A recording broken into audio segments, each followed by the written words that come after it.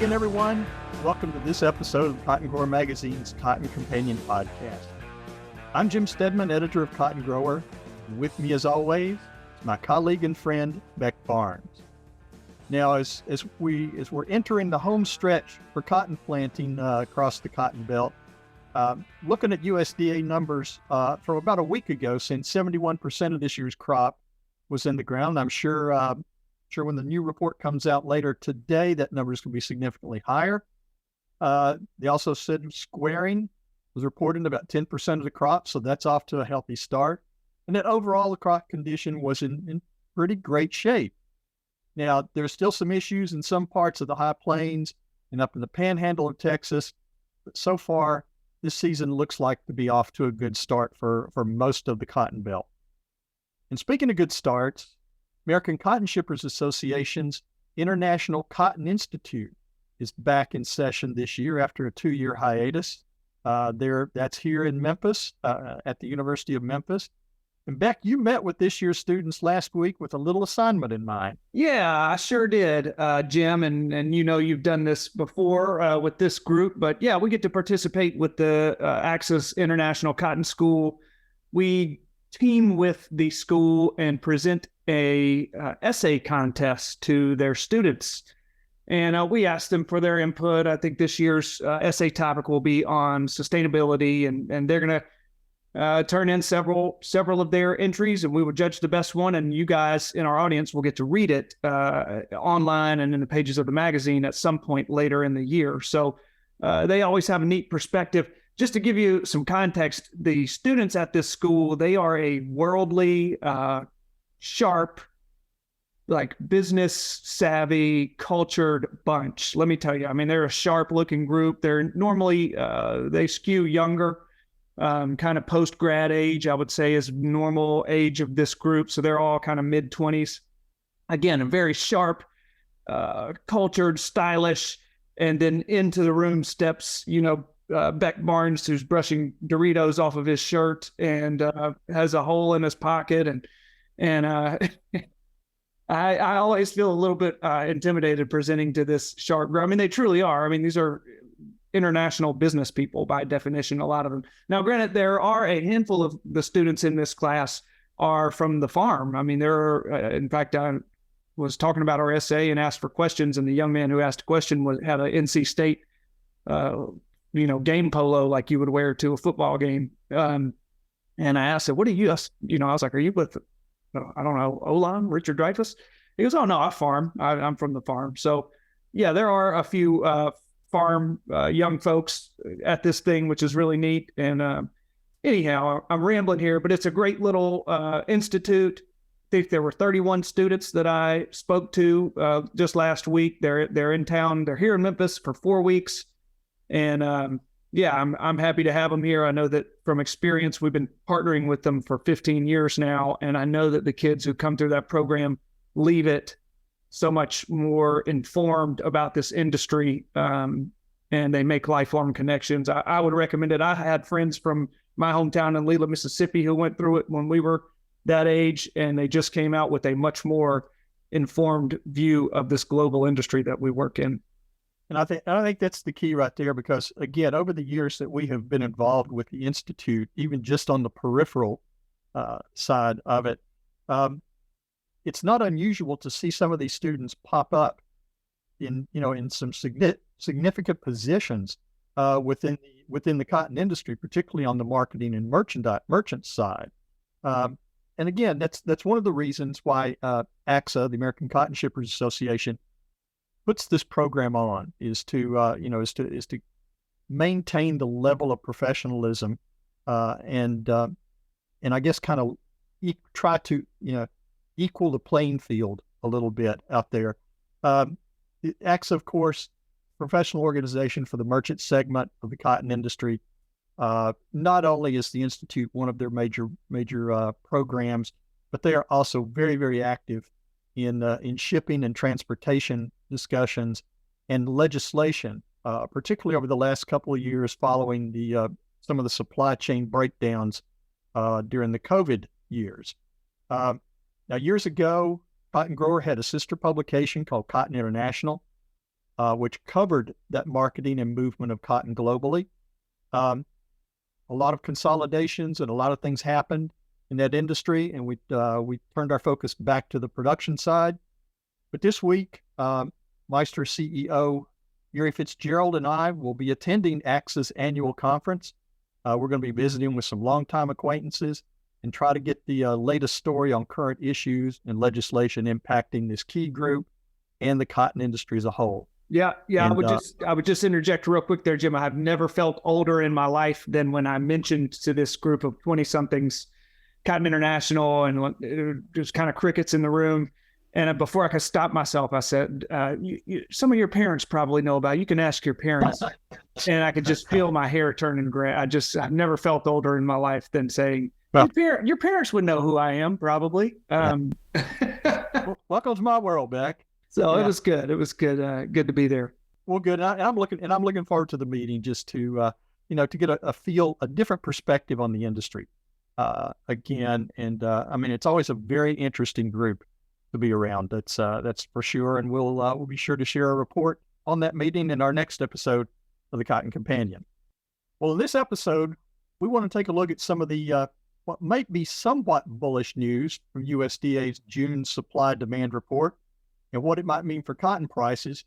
And we also want to take a look at the current state of cotton production in Texas, which, as of last week, was 60% planted, and I'm sure a little bit higher by now. To help guide us through these discussions is Dr. John Robinson, professor and extension specialist for cotton marketing at Texas A&M University. He's joining us now in the virtual Cotton Companion studio. John, welcome back. Thanks for taking time to visit with us today. Well, thank you for having me. Well, before we jump into the market report, last week, weather experts announced that this long-awaited El Nino weather pattern is now officially here. We have the official proclamation. And that generally bodes pretty well for Texas and could potentially stifle a little bit of hurricane activity this year. Well, after the last few years, Texas growers have kind of been waiting and hoping for this, haven't they? Well, they have, because we've been in an extended La Nina, which generally implies drier than normal, hotter than normal. And we saw that through the 22 crop season. We saw it for the first quarter of the 23 year. The drought monitor map was terrible looking, and it was in fact dry. And during that first quarter, some early season planted areas of Texas, I'm quite sure, were probably either prevented planting because of dryness, or they were planted and failed because of dryness. That's a little bit ironic, because a month or two later, there's going to be prevented planting and failure because of wetness. We don't usually get that in the same season, but it's unfolding that way as a very strange year. It's one of the things that makes Texas, Texas, right? I guess it keeps me employed, so I won't complain. Let's back up and look at the June supply-demand report that was issued last week. And from my layman's perspective, it seemed there was some positives and negatives for both the bulls and the bears in this report, with maybe just a slight nod over to the bulls. What did we learn from USDA in this month's report? Well, there's two different stories to tell, because we're in that period of time where we're looking at the wrap up of the old crop marketing year, supply and demand balance, and then looking ahead to the new. So we've got both. And so the old crop story was a bit bullish in that for the relatively few adjustments that they made, they raised U.S. exports of the 22 crop that's been sitting in a warehouse somewhere. They've bumped that up because the pace of old crop exports has been pretty good. Last week we saw a marketing year high. So because of that, they bumped up the exports in the balance sheet. That tightened up the ending stocks. And that probably explains why July futures are, 2 or 3 or 4 cents higher than new crop futures, because it's a slightly tighter ending stocks outcome, 3.2 million compared to about 3.5 for the new crop. The new crop situation is, I have more questions about what they did because I think USDA was trying to account for the shift in the weather in Texas. We've gone from this dry period in the first quarter to an extended rainy period. It's really since about Easter.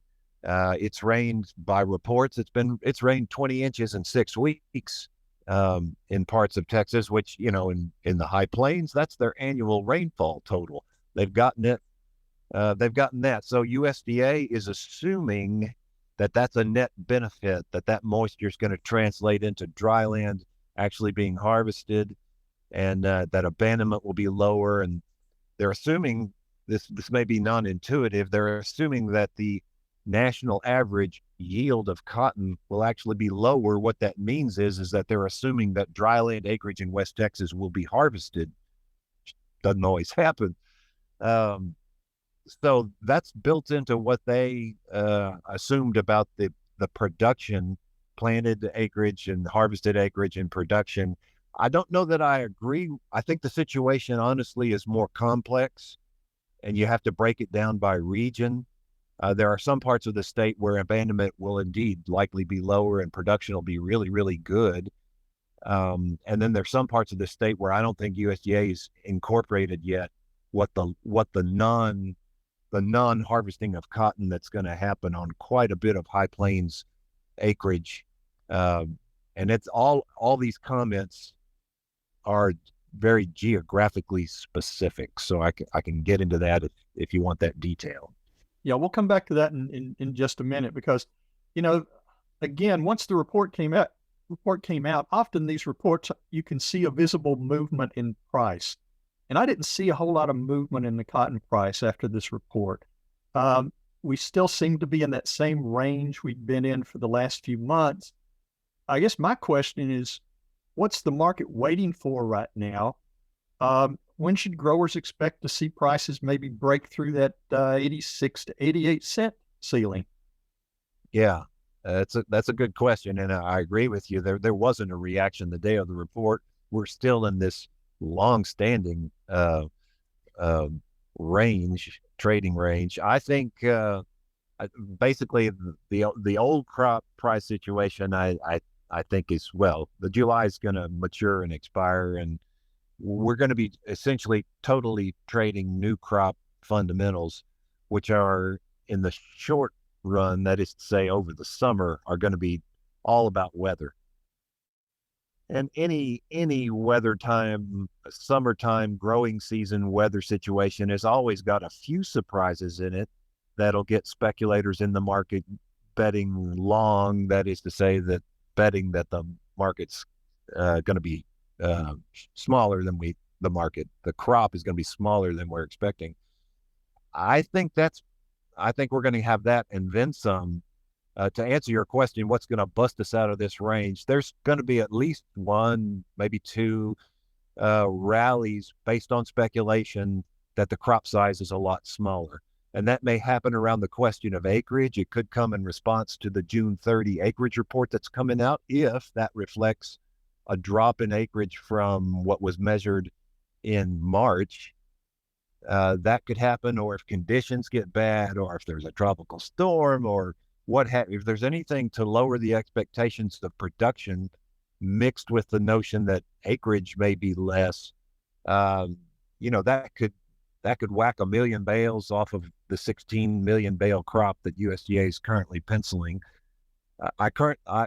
Because of what I was just getting to talk about, the reduction in cotton harvested acreage in the high plains, I think that alone could take 1 million bales off of USDA's. So if I'm thinking that, I'm, probably some deep pocketed speculators are thinking that too. And, it only takes 1 or 2 limit up days and we can be in the upper 80s. I think that's entirely feasible. The fact is, I think that's bound to happen this summer. So, but speculative driven type of events don't usually have the legs. They can last 2 or 3 weeks or maybe even shorter. So, if the market if new crop futures go to 85 and then 87 and then 89, I wouldn't fail to take some action. I would suggest that people consider that as a selling opportunity for, some percentage, some portion, reliable portion of your production. I'd be dollar cost averaging selling on the way up. Yeah. John, back here, you mentioned there kind of the interplay of these USDA acreage projections and how that's going to be, in fact, impacting price points here as we work through the season. So let's just level set real here. Back at the end of March, USDA was projecting, 11.3 million acres of cotton for 2023 across the U.S. So, and you mentioned that next planting report is going to come out on June 30. All things considered, you mentioned a couple of factors there, specifically on the high plains, but what do you think that national acreage number is going to do? I want you to put on your forecasting hat, look into your magic 8 ball there, and what do you think acreage will be come that June 30 report? Given the intensity of cotton production and the acreage that's in the area from Lubbock to the top of the Panhandle, I wouldn't be surprised if there were 200,000 or 300,000 fewer just there. So that could take us from 11.26, the national all cotton number. That could easily take us to probably 10.9. Somewhere between 10.5 and 10.9 would be my guess, with a lot of that being driven by what I'm hearing here with adjustments in Texas. But then I've been hearing anecdotal stuff about lower plantings in the Delta and mostly the lower plantings in the Delta and lower plantings in Texas. I've been hearing that all spring, even though every report that came out, starting with yours, is 11 point something, 10.9 at the lowest, but 11 point something, 11 point something, and 11 point something. So, it's like I've been dragged kicking and screaming up from an expectation of having much fewer cotton acres planted, just because of the historical price relationships made me think it was going to be 10.0. So now I hesitate to, kind of guess, because I was biased to begin with, thinking it was going to be lower. But I hear all this anecdotal suggestion that, it's fewer acres than we thought, maybe fewer acres than have been previously intended or measured. It may be. So, to be honest, I don't know what to think. But if I'm sitting there puzzling about it like that, then I'm sure a whole bunch of other market players are too. So there'll be some speculating and betting, even past the June 30 report, because the June 30 report is not going to capture, what ultimately gets planted in the rolling plains of Texas. They'll put that stuff in late June, and we won't really know what's there until we have 2 or 3 FSA certified acreage reports under our belt. Well, that's not going to be till September, to be honest. Interesting. I would say we know that you're an expert there in a Lone Star state, and you're saying, well, you're just hearing anecdotes about other stuff. Let me assure you, this is an anecdote-friendly podcast. Okay, we're like the fellas around the coffee table at daybreak. We want to hear all the rumors and hints and allegations and such. So, but to get us back on course here, you did mention earlier you are knowledgeable about a lot of the geo-specific inside the state of Texas kind of planting conditions, field conditions at this time of year. Let's do focus on that for now. We've seen reports of really good cotton in the southern part of the state and along the coastal bend. The central part of the state's catching up. We've got a high plains area pushing to get the crop in as quickly as they can. So what are you hearing from your guys on the ground out there? And if all of those acres cannot get planted for one reason or another, what options do our growers out there in Texas have? Okay. I'll start from south to north. So they plant in the Rio Grande Valley and in the coastal bend. They plant. Some of those crazy people plant in February, but is basically they plant in March and finish up by April. So they had done their normal planting time, and then the rains kicked in around Easter, and South Texas received a lot of that wetness too, but they had emerging cotton or better when it happened, and they do plant their sorghum and corn in February. So most of the crops, the rains were a net benefit. In some spots it was too wet, but it's hot now, and everything I've seen out my windshield for the last couple of weeks looks pretty good. So if I had to guess right now, I'd say South Texas is going to have a really good crops, good cotton, good for what they planted, which was probably 25% less year over year. They're going to have probably strong yields.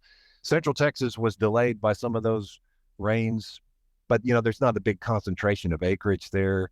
I'm assuming they're catching up now. They may have had some prevented planting, but I'm assuming they're catching up now.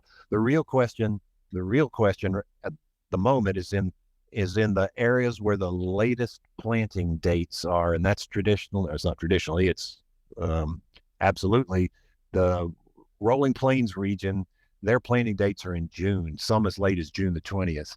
And then the parts of the high plains that have the latest planting dates are south of Lubbock in what they call the Sandy Land, basically from Lubbock down almost as far as Midland. That country, from all accounts, the growers are trying to get in cotton. So they're planting feverishly in between the rains to get in cotton. They're probably the source of the reports I've heard of late breaking sales from cottonseed dealers, doing a whole lot of business to those people to getting in that crop. Now, that crop gets planted to moisture. That this is the kind of year where that sandy ground will produce a crop, get harvested, and do well. So there's that. Then the remaining question is, from the high plains from Lubbock north, we're hearing those areas get planted in May and usually wind up at the end of May. Okay, so they took the brunt of a lot of these rain events, hail events, storms, flooding, horrendous flooding in some places.